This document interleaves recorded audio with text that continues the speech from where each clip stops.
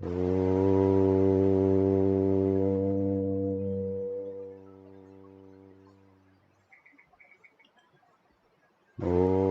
भूर्भुवः स्वः तत्सवितुर्वरेण्यं भर्गो देवस्य धीमहि धियो यो न प्रचोदयात्।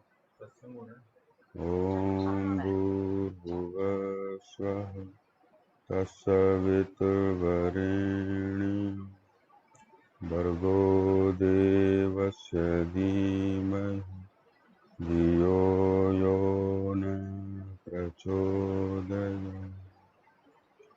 ॐ भूर्भुवः स्वः तत्सवितुर्वरेण्यं भर्गो देवस्य धीमहि धियो यो न प्रचोदयात्। ॐ शान्ति शान्ति शान्ति। गुरुर्ब्रह्मा गुरुर्विष्णु गुरुर्देवो महेश्वरः। गुरुर्साक्षात् परब्रह्म तस्मै श्री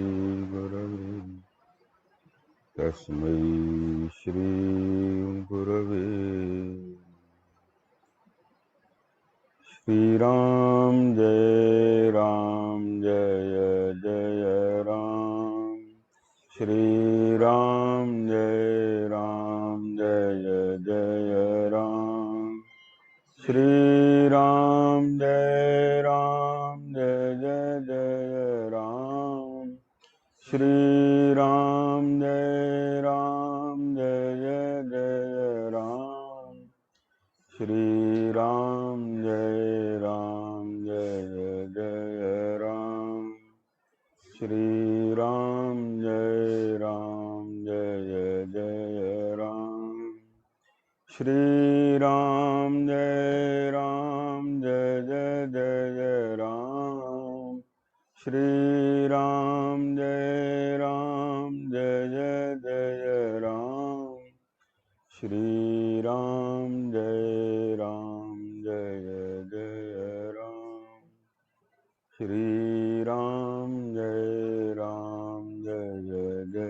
राम। श्रीराम जय जय राम। श्रीराम जय जय राम। श्रीराम जय जय राम। श्रीराम जय जय राम। श्रीराम जय जय राम। श्रीराम जय जय राम। श्रीराम जय जय राम। श्रीराम जय जय राम। श्रीराम जय जय।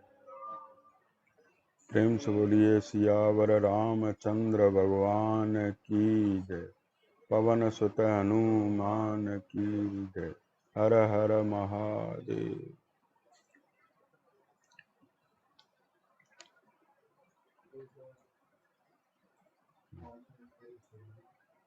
अच्छा अच्छा ठीक है।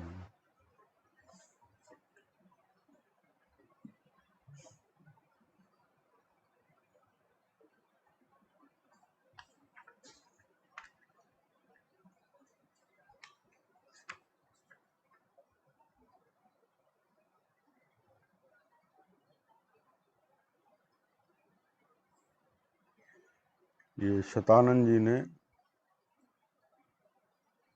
राम जी के, ये दरवाजा बंद करते हैं बाबू, राम जी के समक्ष जो है विश्वामित्र की चरित्र को विस्तार से बताया, उनकी तपस्या कैसी थी ये पूरा बताया।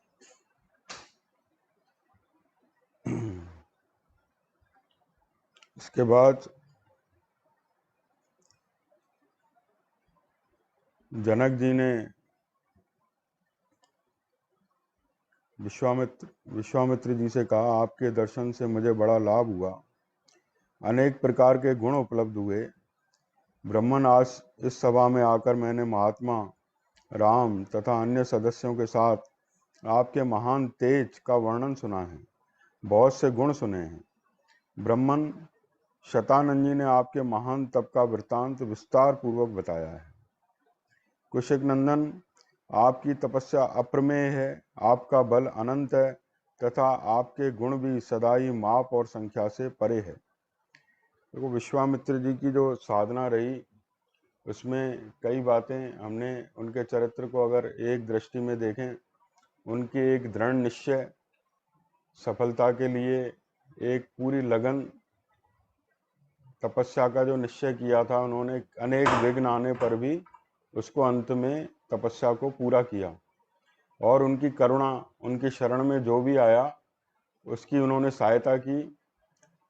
उनका तपोबल, उसमें तपस्या नष्ट भी हुई लेकिन उसकी भी परवाह न करके शरणागत की रक्षा की। और जब वो भोजन करने बैठे थे तपस्या की पूर्ति पर, तो इंद्र जो है ब्राह्मण का वेश बनाकर आया था, तब भी वो शांत रहे। तितिक्षा का भी उदाहरण है। और अंत में उनको सफलता मिली। जो साधन है वो सफल हो जाए तभी समझो कि वह हमारा साधना जो है फलीभूत हुई। वो कहते हैं कि साधन तो बहुत करते हैं लेकिन वो गुरु कृपा से सफल होता है, अपनी लगन से सफल होता है। रामकृष्ण परमहंस कहते थे, साधन होता है लेकिन बीच बीच में असाधन भी होता रहता है, तो इसलिए सफलता नहीं मिलती है ना। यानी व्यक्ति साधना के पथ पर बढ़ता रहे और गलती न करे, असाधन माने गलती न करे, तो उसको सफलता मिलेगी। अगर साधना भी करता रहे और गलतियां भी करता रहेगा तो वो साधन उसका बह जाएगा, खत्म हो जाएगा। इसलिए साधन करता रहे और गलतियों से सावधान रहे, गलतियां ना करे। जैसे कि घड़े में छिद्र होता है तो वो जल ऊपर से भर लेने पर वो जल बह जाता है। इसी प्रकार की स्थिति है कि साधन होने के साथ असाधन नहीं होना चाहिए, है ना। तो विश्वामित्र जी का चरित्र जब पूरा सुनाया तब राजा जनक जी ने विश्वामित्र जी की वंदना की, उनको रात्रि भर विश्राम के लिए स्थान दिया और प्रातःकाल उनके चरणों में आकर निवेदन करते हैं। तदनंतर दूसरे दिन निर्मल प्रभात काल आने पर धर्मात्मा राजा जनक ने अपना नित्य नियम पूरा करके श्री राम और लक्ष्मण सहित महात्मा विश्वामित्र जी को बुलाया और शास्त्रीय विधि के अनुसार मुनि तथा उन दोनों महामनस्वी राजकुमारों का पूजन करके इस प्रकार कहा, भगवान, आपका स्वागत है।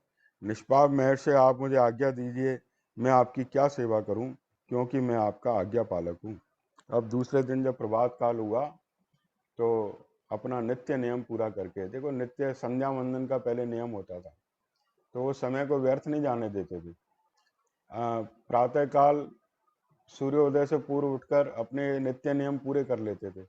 प्रातःकाल देवताओं की वंदना होती है, सूर्य को जल चढ़ाया जाता है, गायत्री मंत्र का जप होता है।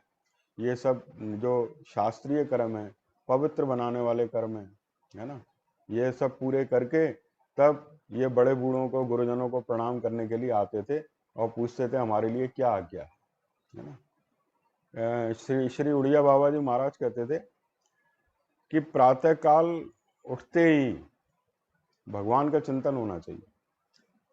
वो कहते थे कि प्रातःकाल उठ के मन में आप सोचो, एक बार भगवान से कस के हाथ मिला लो। बोले, एक गांव में हमारे एक आदमी था, उसने, कोई राजा, स्वामी अखंडानंद जी बताते थे, बोले एक गांव में हमारे आदमी था, उसने किसी राजा से हाथ मिलाया था। तो बोले 1 साल तक तो सबको बताता रहा कि भाई मेरे बराबर कौन है, मैंने राजा से हाथ मिलाया है। इस बात का बड़ा गर्व होता था, भाई मैंने राजा से हाथ मिलाया है, भाई मेरे बराबर कौन है लोग। तो बोले राजा से हाथ मिलाने का इतना 1 साल तक नशा रहा, तुम डेली एक बार कस के भगवान से हाथ मिला लो सुबह उठ के, और फिर पूरे दिन उसकी याद बनी रहे, आज मैंने भगवान से हाथ मिलाया है ना। हाथ मिलाने का मतलब भगवान की याद कर लेना, भगवान का स्मरण करके फिर अपने कर्म क्षेत्र में कूदना। तो ये प्रभात काल आने पर राजा जनक अपने नित्य नियम पूरे करके, राजा जनक के लिए यहाँ संबोधन आया है धर्मात्मा राजा जनक। धर्मात्मा थे, ज्ञानी होते हुए भी धर्मात्मा थे, है ना। एक होता है जो मनमाने आजकल ज्ञानी होते हैं ना, कि भाई हमें धर्म कर्म का क्या प्रभाव, हम तो दृष्टा हैं, साक्षी हैं। वो ज्ञानी नहीं होते हैं, है ना। वाचक ज्ञानी होते हैं, सिर्फ अपना पता नहीं करने वाले होते हैं। जो ज्ञानी होता है वो धर्मात्मा होगा, अपना उसे शास्त्रीय कर्म करने में आनंद आता है ना। आज्ञा पालन में उसे सुख मिलता है। अब वो दूसरे दिन निर्मल प्रभात काल आने पर पूछते हैं, महर्षि आपका स्वागत है, आप मुझे आज्ञा दीजिए, मैं आपकी क्या सेवा करूं। महात्मा जनक के ऐसा कहने पर बोलने में कुशल धर्मात्मा मुनि श्रेष्ठ विश्वामित्र ने उनसे यह बात कही, महाराज राजा दशरथ के ये दोनों पुत्र विश्वविख्यात क्षत्रिय वीर हैं और आपके यहाँ जो ये श्रेष्ठ धनुष रखा है उसे देखने की इच्छा रखते हैं। अब देखो, राम और लक्ष्मण यहाँ धनुष यज्ञ देखने के लिए आए, और वहाँ प्रवासियों को अयोध्या में मिथिलापुरी में पता चलता है कि राम लक्ष्मण आए हैं, तो बहुत सारी भीड़ इकट्ठी होती है। जैसे पता चलता है ना, कोई बड़ा आदमी आ रहा है तो बहुत सारे लोग उसको देखने के लिए चले आते हैं। तो राम लक्ष्मण का जब संदेश मिलता है, पूरी मिथिलापुरी जैसे उमड़ पड़ी है ना। कई लोग, उनकी बैठने की व्यवस्था की है वहाँ पर, महाराज जनक के मंत्रियों ने वहाँ सबकी बैठने की उचित व्यवस्था की है। राम लक्ष्मण का रामचरितमानस में तो आता है कि वो राम लक्ष्मण नगरी को देखने के लिए जब चलते हैं तो पूरी की पूरी मिथिला नगरी जो है उनके सौंदर्य को देखकर बिल्कुल हतप्रभ रह जाती है। और हर एक जो स्त्री के मन में यही प्रार्थना होती है कि सीता का वर तो यही है, सीता का वर कोई और नहीं हो सकता था। वो सीता भी जगत जननी महामाई है, नित्य संबंध है भगवान के साथ उनका, उनसे वियोग उनका हो ही नहीं सकता है। तो जब ऐसी सीता हैं तो उनका वर भी राम जैसा ही हो सकता है ना। जैसे लक्ष्मी नारायण से अलग नहीं रह सकती, ऐसे ही सीता और राम का नित्य मिलन है।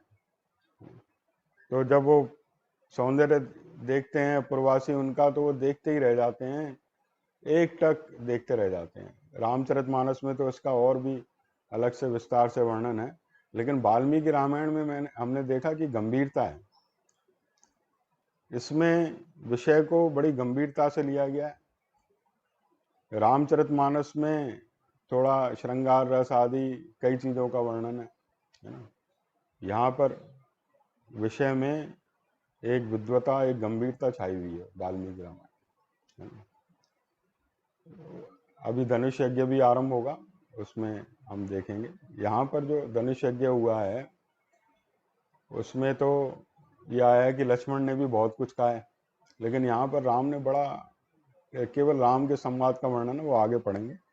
अभी विश्वामित्र इतना बोलते हैं कि ये दशरथ के पुत्र विश्वविख्यात वीर हैं, ये धनुष को देखने की इच्छा रखते हैं, आप इनको अपना वो धनुष रत्न दिखाइए।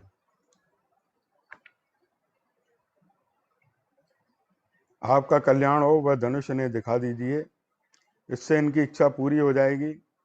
फिर ये दोनों राजकुमार उस धनुष के दर्शन मात्र से संतुष्ट हो इच्छा अनुसार अपनी राजधानी को लौट जाएंगे। मुनि के ऐसा कहने पर राजा जनक महामुनि विश्वामित्र से बोले, मुनिवर इस धनुष का वृतांत सुनिए। जिस उद्देश्य से यह धनुष यहाँ रखा गया है वह सब बताता हूँ। देखो, विश्वामित्र जी ने यहाँ इतना कहा है कि ये धनुष इनको दिखा दीजिए, ये देख के अपनी नगरी को चले जाएंगे। ये राजा जनक सिर्फ इतना ही नहीं चाहते थे, उनकी इच्छा यहाँ प्रकट होती है। जब राजा जनक ने पहली बार राम को देखा है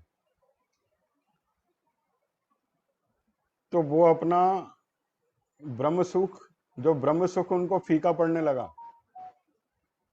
उनके रूप स्वभाव को देखकर उनको ऐसा प्रतीत होता है कि ये तो साक्षात नारायण है।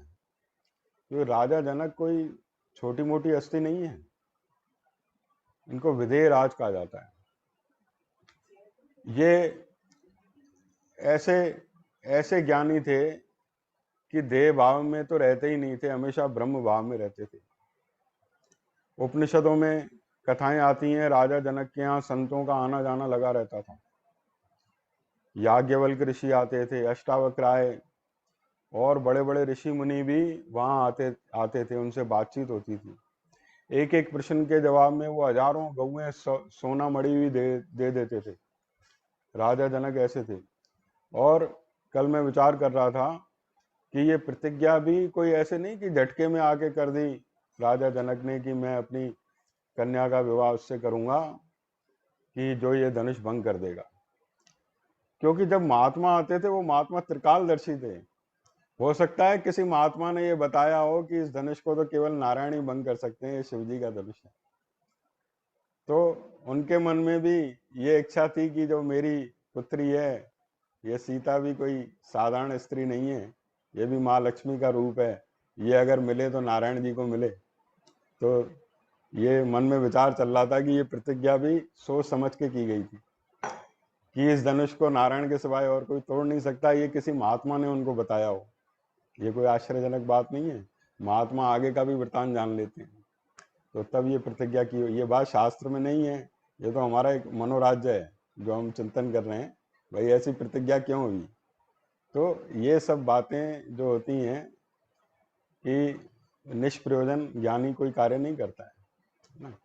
अब जब विश्वामित्र उनसे ये कहते हैं राजा जनक से कि इनके वो धनुष दिखा दीजिए, तो राजा जनक केवल इतने मात्र से संतुष्ट नहीं थे कि धनुष देख के अपनी नगरी को चले जाएंगे।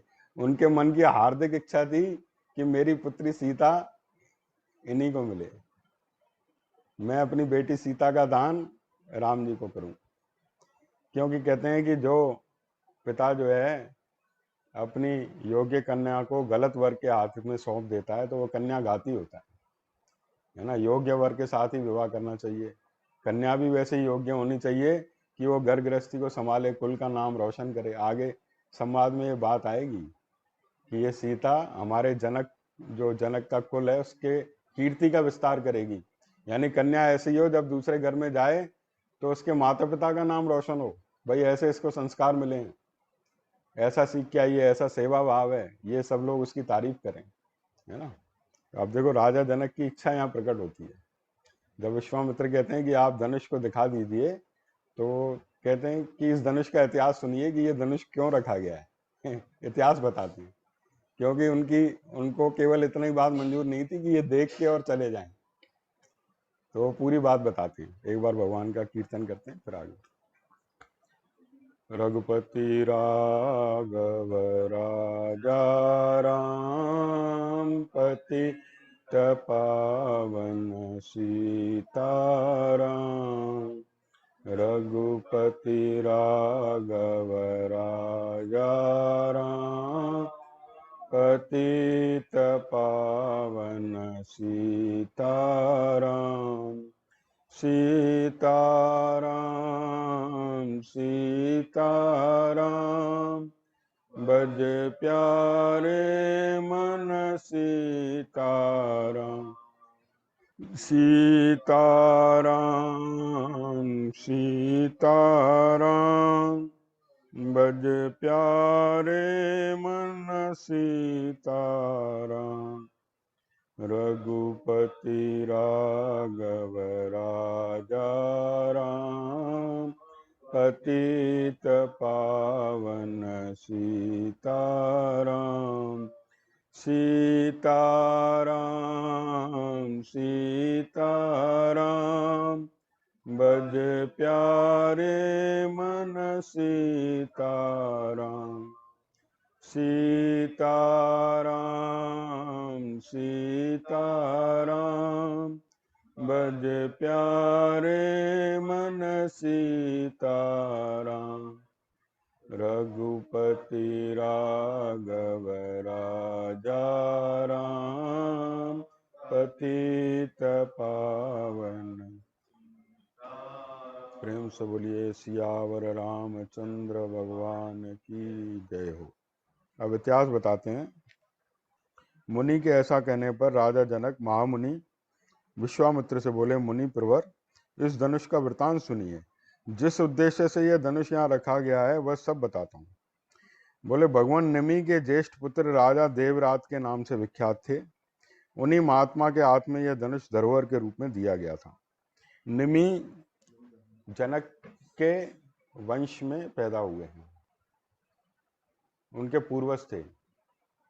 निमि को देह रहित होने का श्राप दिया था वशिष्ठ जी ने, कुछ ऐसा देवी भागवत में प्रसंग आता है।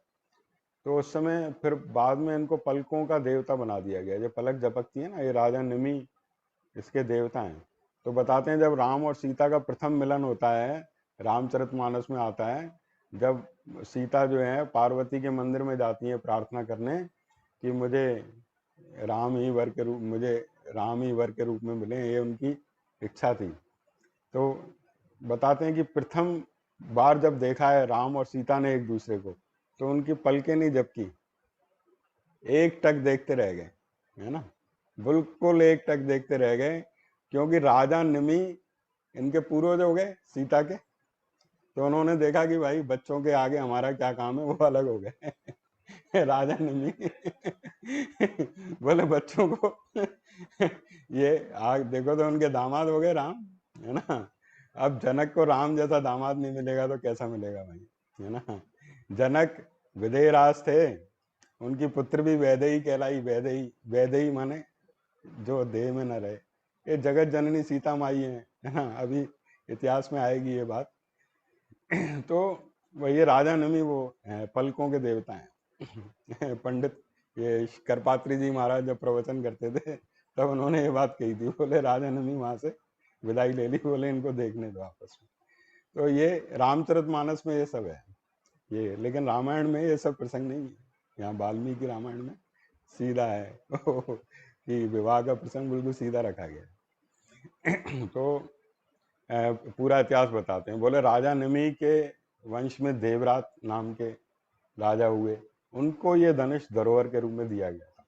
अब ये धनुष आया कहाँ से? जब दक्ष यज्ञ का विध्वंस किया था भगवान शिव ने, तो ये इतना बड़ा भारी धनुष जो है शिव ने अपना विकराल रूप धारण किया था।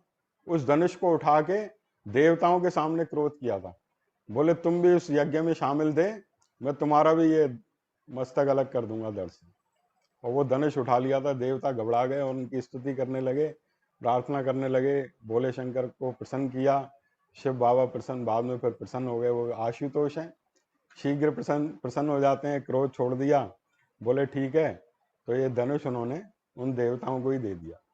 ये वही धनुष है जो देवताओं ने फिर राजा देवरात को दिया था, जो कि राजा जनक के महल में रखा गया था। इसकी नित्य पूजा होती थी, इसकी नित्य पूजा होती थी। ये धनुष को बड़ा पवित्र मानते थे भाई, शंकर भगवान के हाथों से ये धनुष आया है तो बड़ा पवित्र है।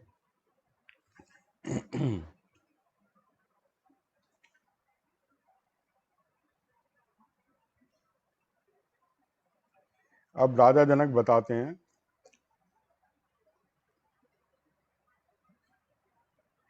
वही यह देवादिदेव महात्मा भगवान शंकर का धनुष रत्न है, जो मेरे पूर्वज महाराज देवरात के पास धरोहर के रूप में रखा गया था।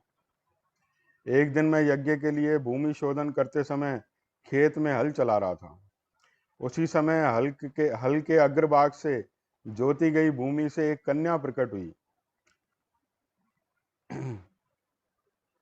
सीता से उत्पन्न होने के कारण उसका नाम सीता रखा गया। जो हल का जो अग्रभाग होता है ना, तो वो उसको सीता शब्द के नाम से कहा जाता है। तो वो सीता से प्रकट हुई, इसलिए उसका नाम सीता रखा गया। ये अयोनिजा कन्या थी। आता ना, भय प्रगट कृपाला दीन दयाला कौशल्या हितकारी। ये जब भगवान राम प्रकट हुए तो भी वो कहते हैं भगवान का भी शरीर दिव्य है, 5 भौतिक नहीं है। भय प्रगट कृपाला, प्रकट हुए।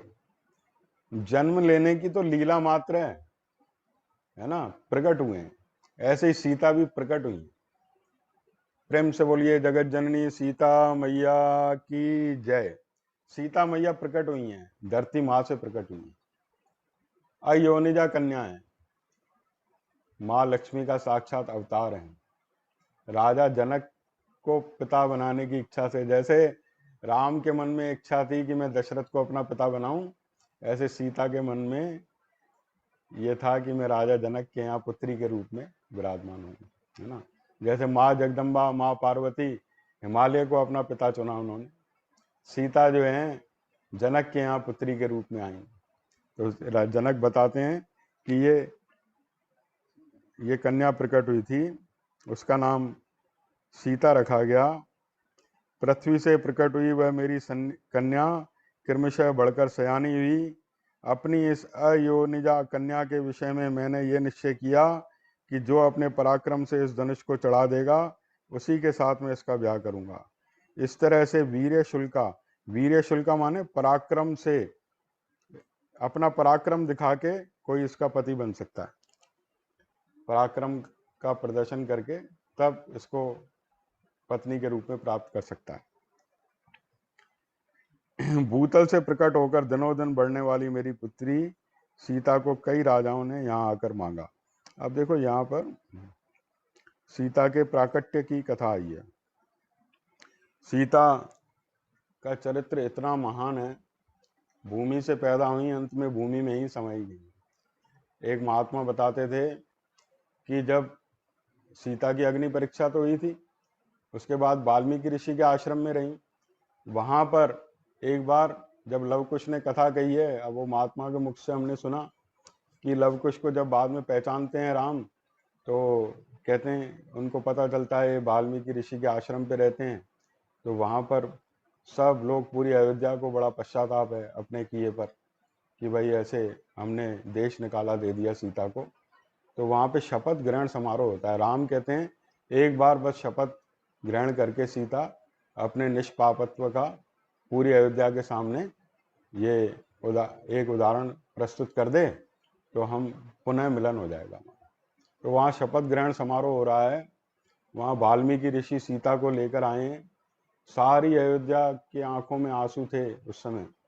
और उस समय जो है सीता क्या कहती हैं, ये प्रसंग तो आगे उत्तर रामचरित का है। सीता मैया कहती हैं कि अगर मैंने अपने पूरे जीवन भर मन वचन कर्म से पर पुरुष का कभी चिंतन न किया हो, तो ये धरती माँ मुझे अपनी गोद में स्थान देती। उसी समय धरती दो टुकड़ों में बीच में फट जाती हैं और धरती में समा जाती है सीता। आप देखो कितना ऊंचा चरित्र है कि पातिव्रत्य का एक क्षण के लिए भंग न होना, ये सीता का चरित्र है।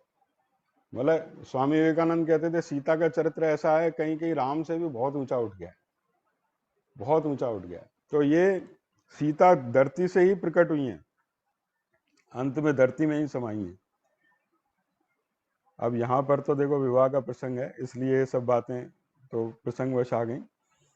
विवाह का खुशी का अवसर है। अब राजा जनक बताते हैं कि भाई कई लोग, सीता की सुंदरता ऐसी थी कि कई राजा आकर उन्होंने उनको मांगा। राजा जनक ने कहा भाई ये तो पराक्रम दिखाओ आप, धनुष ये रखा गया है, इस धनुष को जो भंग करेगा, इस धनुष पे जो प्रत्यंचा चढ़ा देगा और इसको खींच लेगा धनुष को, उसको ये प्राप्त होगी सीता, है ना। धनुष भंग की यहाँ बात नहीं आई है, प्रत्यंचा चढ़ा देगा धनुष को यूं मोड़ के। एक तो होता है इतना भारी धनुष है ना, उसको यूं खींच के उस पर वो डोरी बांधते हैं ना, प्रत्यंचा चढ़ाना कहते हैं, और फिर उसको खींचना, ये सब कार्य कितना मुश्किल है, ये यहाँ पे पता चलता है। इस धनुष को कई राजा प्रत्यंचा चढ़ाना तो दूर, इसको हिला तक नहीं सके। मैंने पराक्रम की जिज्ञासा करने वाले उन राजाओं के सामने ये शिवजी का धनुष रख दिया, परंतु वे लोग इसे उठाने या हिलाने में भी समर्थ न हो सके। और जब मैंने उन पराक्रमी नरेशों की शक्ति बहुत थोड़ी जानकर मैंने उन्हें कन्या देने से इनकार कर दिया, तपोधन इसके बाद जो घटना घटी उसे भी आप सुन लीजिए। बोले जब वो अपनी शक्ति नहीं दिखा पाए तो मैंने अपनी कन्या देने से इनकार कर दिया, तो उन्होंने क्या किया, वो तिल मिला के मिथिला नगरी को घेर लिया और उस पर आक्रमण कर दिया। 1 साल तक घेरे रहे, 1 साल तक घेरे रहे। तो राजा जनक के जितने युद्ध के साधन थे खत्म होने लगे, है ना। युद्ध के साधन भी तो आखिर, अभी जैसे रशिया और यूक्रेन की लड़ाई हो रही है तो तबाही तो हो रही है, और क्या हो रहा है, कई महीनों से युद्ध चल रहा है। तेलों के कारखाने, स्टील के कारखाने, न जाने क्या क्या, बच्चों के स्कूलों पे बम गिर रहे हैं, सब तबाह हो रहे हैं। और ये लंबा युद्ध चलता रहा तो युद्ध के साधन ही खत्म हो जाएंगे। युद्ध के साधन, कितना खर्चा होता है रक्षा पे, है ना। अगर शांति हो दुनिया में तो ये खर्चा विकास में खर्च किया जाए। जो युद्ध में खर्चा हो रहा है ये विकास में काम आ जाए। अब वो बोले युद्ध के साधन खत्म होने लगे राजा जनक के पास। तो राजा जनक को चिंता हुई तो उन्होंने देवताओं की आराधना की। देखो राजा जनक का ऐसा प्रभाव था, देवता आके बात करते थे। देवताओं ने उनको चतुरंगिणी सेना दी। तब उस चतुरंगिणी सेना ने उन राजाओं को भगा दिया और फिर वो कहने लगे हम यहाँ पर निर्विघ्न निवास करते हैं, और वही ये धनुष है। अब आगे क्या कहते हैं, फिर तो हमारे सैनिकों की मार खाकर वे सभी पापाचारी राजा जो बलहीन थे, जिनके बलवान होने में संदेह था, मंत्रियों सहित भागकर विभिन्न दिशाओं में चले गए। मुनिश्रेष्ठ, यही वह परम प्रकाशमान धनुष है। उत्तम व्रत का पालन करने वाले महर्षि, मैं उसे श्री राम और लक्ष्मण को भी दिखाऊंगा। यदि श्री राम इस धनुष की प्रत्यंचा चढ़ा दें तो मैं अपनी अयोनिजा कन्या सीता को इन दशरथ कुमार के हाथ में दे दूं। यहाँ आ गई उनके मन की बात आ गई कि बोले अगर इस पे प्रत्यंचा चढ़ा दे श्री राम तो ये अब मैं अपनी अयोनिजा कन्या इनको दे देता हूँ।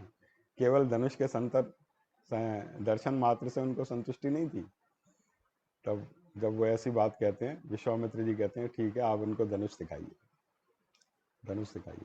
अब बताते हैं वो धनुष जो है 8 पहियों वाली एक बहुत बड़ी गाड़ी थी, उसमें रख के लाया जाता है, और काफी बड़ा संदूक था, और उसमें 5000 बड़े जो वीर थे, वीर सैनिक उसको किसी तरह ठेल कर, ये कहते हैं गाड़ी को धक्का लगाओ भाई, 8-10 जने लगे, फिर 100 जने लग जाएं, फिर 200 लग जाएं, फिर 1000 लग जाएं, 5000 वीर लगे थे।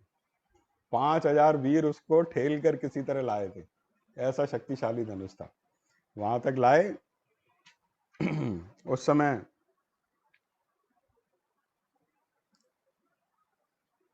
लोहे का वह संदूक जिसमें धनुष रखा गया था लाकर उन मंत्रियों ने देवोपम राजा जनक से कहा, राजन मिथिलापते राजेंद्र, यह समस्त राजाओं द्वारा सम्मानित श्रेष्ठ धनुष है। यदि आप इन दोनों राजकुमारों को दिखाना चाहते हैं तो दिखाइए। उनकी बात सुनकर राजा जनक ने हाथ जोड़कर महात्मा विश्वामित्र तथा दोनों भाई श्री राम और लक्ष्मण से कहा, ब्रह्मन, यही वह श्रेष्ठ धनुष है जिसका जनक वंशी नरेशों ने सदा ही पूजन किया है, तथा जो इसे उठाने में समर्थ न हो सके उन महापराक्रमी नरेशों ने भी इसका पूर्व काल में सम्मान किया है। इसे समस्त देवता, असुर, राक्षस, गंधर्व, बड़े बड़े यक्ष, किन्नर और महानाग भी नहीं चढ़ा सके। बोले ये देवता, असुर, राक्षस इसको चढ़ाने में समर्थ नहीं हो सके। बाणासुर, रावण आदि आए थे तो वो दूर से ही देख के चले गए थे। देवता आदि तो बोले मनुष्यों के लिए तो फिर क्या है, राम तो मनुष्य रूप धारण करके आए हैं, है ना, हैं तो नारायण। तो बोले इसको, इसकी शक्ति ऐसी है। फिर इस धनुष को खींचने, चढ़ाने, इस पर बाण संधान करने, इसकी प्रत्यंचा पर टंकार देने तथा इसे उठाकर इधर उधर हिलाने में मनुष्यों की कहाँ शक्ति है। बोले इस धनुष को खींचना, इस पर प्रत्यंचा चढ़ाना, बाण संधान करना, टंकार देना, प्रत्यंचा पर टंकार देते हैं ना, यूं डोरी खींचते ना तो आवाज होती है, और उठा के इधर उधर करना, बोले इसमें मनुष्यों की कहाँ शक्ति है। मुनि प्रवर, यह धनुष श्रेष्ठ धनुष यहाँ लाया गया है महाभाग, आप इसे दोनों राजकुमारों को दिखाइए। श्री राम सहित विश्वामित्र ने राजा जनक का यह कथन सुनकर रघुनंदन से कहा, वत्स राम, इस धनुष को देखो। जब राजा जनक ने यह बात कही विश्वामित्र से, तो विश्वामित्र ने आज्ञा दी है राम को कि श्री राम इस धनुष को देखो। आप देखो श्री राम का जीवन आप गौर से पढ़ोगे वाल्मीकि रामायण, तो पूरा जीवन आज्ञा पालन में ही है। क्योंकि योग वशिष्ठ उन्होंने सुना है, योग वशिष्ठ सुन के उनकी स्थिति दे रहे थे, ब्रह्म भाव में है, परमात्मा भाव में है। अब तो गुरुजनों की आज्ञा का पालन करना ही उनके जीवन का व्रत है। वन में भी ऋषि मुनियों ने जब प्रार्थना की है, भाई राक्षसों ने हमें बड़ा परेशान किया है, आप हमें इनसे छुटकारा दिलाइए, तब राम ने धनुष उठाया उनको मारने के लिए। विश्वामित्र जहां जहां ताटका वध के लिए प्रेरित करते हैं उनको, कहते हैं ये ताटका ने वन में बड़ा कोहराम मचा रखा है, इससे जो है इनको वनवासियों को शांति दो। आगे अहिल्या के उद्धार के लिए प्रेरित करते हैं, यहाँ पे धनुष के दर्शन के लिए आज्ञा देते हैं। वो तो निष्काम आत्मा राम है। राम तो वो जब विश्वामित्र ऐसी आज्ञा देते हैं, राम इस धनुष को देखो, अब जो है वो राम उस गुरुजनों की आज्ञा पाकर उस धनुष को देखते हैं। देखो यहाँ पर तुलसीकृत रामायण में देखोगे तो राजा जनक में बड़ी सभा में एक है कि इस सभा में कोई वीर नहीं है, ये धरती वीरों से खाली है। तब लक्ष्मण बहुत बढ़ चढ़ के बोले कि भाई जिस सभा में राम और राम बैठे हों वहां पर ये कैसे कह सकते हो कि धरती वीरों से खाली है। बोले ये धनुष क्या है, इसको तो मैं गेंद की तरह उठा लूं, ब्रह्मांड को गेंद की तरह उठा लूं, ऐसी बात। लेकिन यहाँ कुछ नहीं है। यहाँ ऐसा लगता है कि वाल्मीकि जी ने बड़ा गंभीरता से लिखा है कि राम के आगे लक्ष्मण ऐसी बातें नहीं कर सकता है। वो धनुष तो राम को ही उठाना है। तो बड़ा अंतर दिखाई देता है ना। तो अब एक बार कीर्तन करके फिर आगे। श्री राम जय जय राम, श्री राम जय जय राम, श्री राम जय जय राम, श्री राम जय जय राम, श्री राम जय जय राम, श्री राम जय जय राम, श्री राम जय जय राम, श्री राम जय जय राम, श्री राम जय जय राम, श्री राम जय जय राम। प्रेम से बोलिए सियावर रामचंद्र भगवान की। देखो जब धनुष सामने, जब कहते हैं वहां रामचरित में सहज भाव चले रघुराई, उनके अंदर ये अभिमान नहीं है किसी भी तरह, भाई कोई राजा नहीं उठा पाया तो अब मैं दिखाता हूँ ताकत, है ना। कोई सहज भाव से। और जो वहां पर पूर्ववासी हैं ये सब प्रार्थना करते हैं कि ये भगवान इस धनुष को हल्का कर दो, हल्का कर दो, है ना। क्योंकि उनके मन में है कि राम ही सीता का वरण करें। सीता कहती है कि जो मैंने आराधना की है देवताओं से उसका फल यही मिले कि इस धनुष पे राम श्री राम प्रत्यंचा चढ़ा दें। तो श्री राम के पास जब धनुष आता है,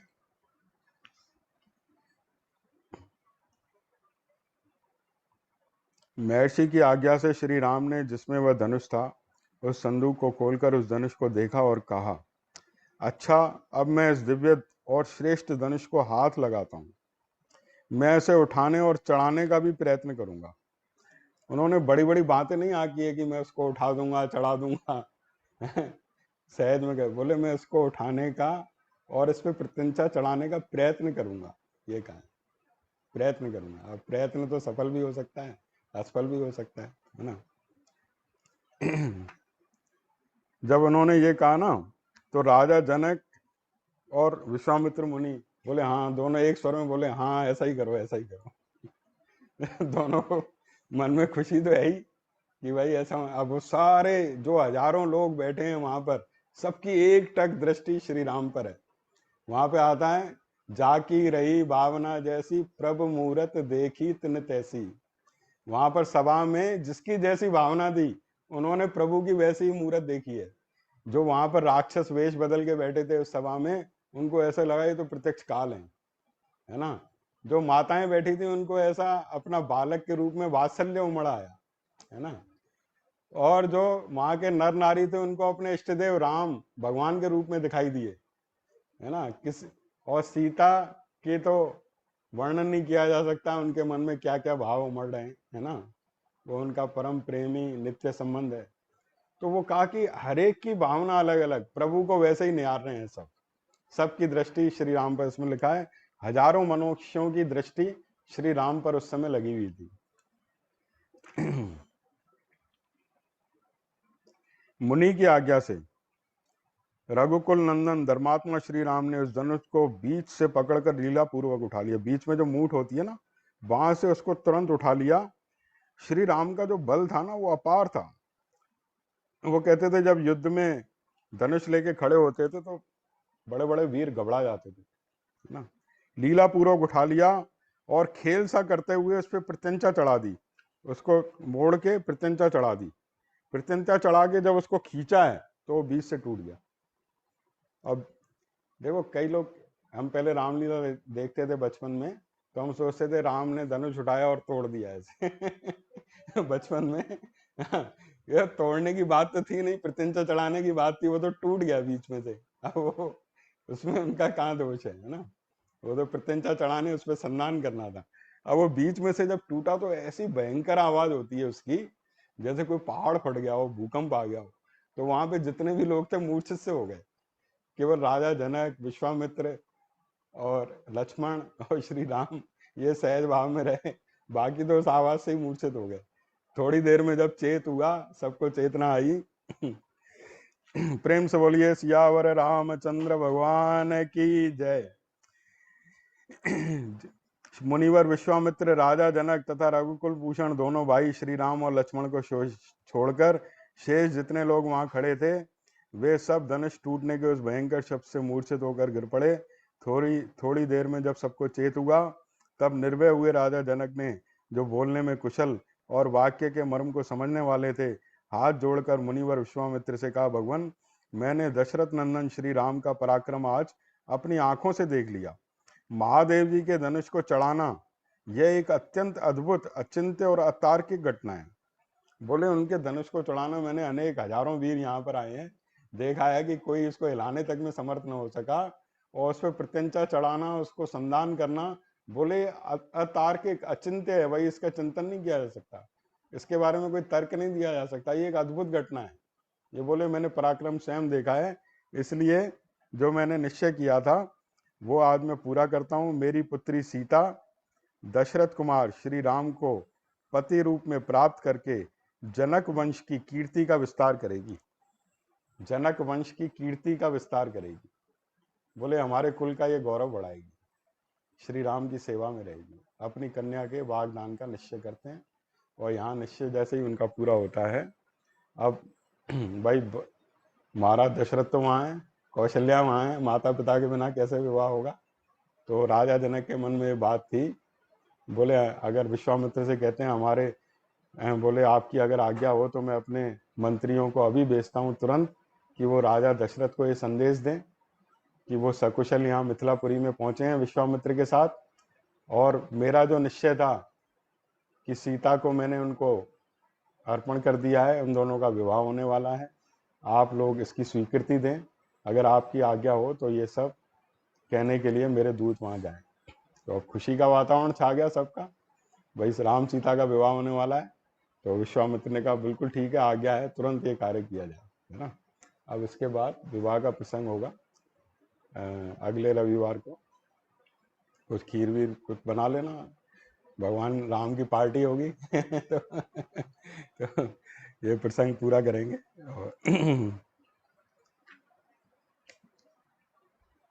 विश्वामित्र ने तथास्तु कहकर राजा की बात का समर्थन किया। तब धर्मात्मा राजा जनक ने अपनी आज्ञा का पालन करने वाले मंत्रियों को समझा बुझाकर यहाँ का ठीक ठीक समाचार महाराज दशरथ को बताने और उन्हें मिथिलापुरी में ले आने के लिए भेज दिया। अब देखो यहाँ पर ये गुरुजनों की आज्ञा से विवाह हुआ है ना। अब वो सोचेंगे अरे हमने तो देखी नहीं लड़की, और ऐसे ही कैसे होगा भाई। वहां पर बोले गुरुजनों ने किया तो ठीक किया है, मतलब आज्ञा पालन होता था गुरुजनों की, अगर बात उपस्थिति में हो रहा है तो सब बढ़िया हो रहा है ना। वो दशरथ भी राजी है, कौशल्या भी राजी है, सब राजी है ना। रघुपति राघव राजा राम पतित पावन सीताराम। रघुपति राघव राजा राम पतित पावन सीताराम। सीताराम सीताराम बज प्यारे मन सीताराम।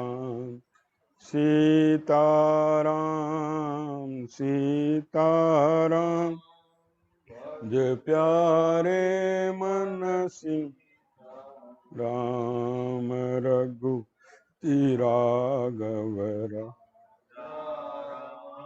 राम पतित पावन सीता कृष्णाय वासुदेवाय हरे परमात्मने प्रणतक्लेशनाशाय गोविन्दाय नमः।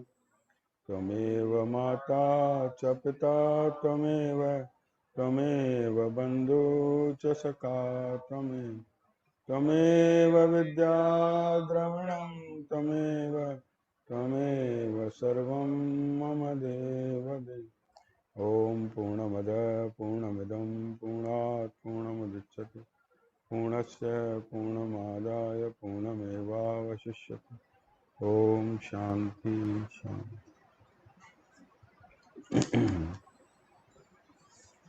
ये गुड्डू